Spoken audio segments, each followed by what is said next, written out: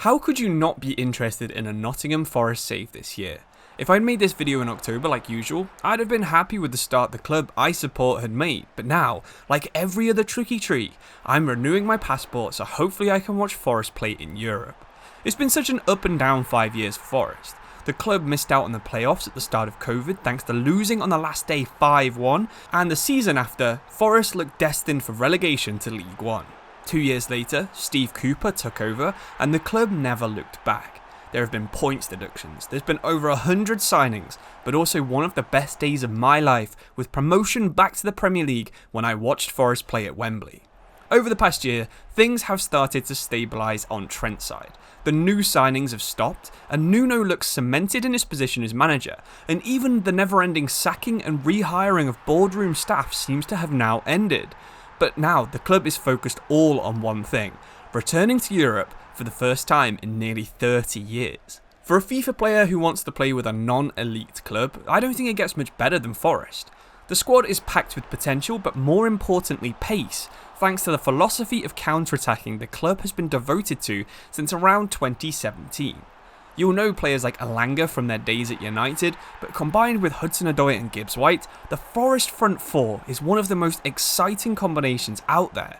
But that doesn't mean it can't be improved. There are a few positions that have ageing players, most notably at striker, but also a few players with borderline no squad depth. This season, Chris Wood has of course been on fire, but he's only going to be declining inside your career mode. If you have access to a transfer window with the live start point you begin with, you'll probably be considering an upgrade in Season 1. Likewise with the wingers, the drop off between Elanga and Jota is noticeable both in real life and inside the game. Alex Bayana was an ambitious target in January, as was Matheus Cunha, but just one of these joining along with a new striker could revamp the squad and allow you to push for the Champions League.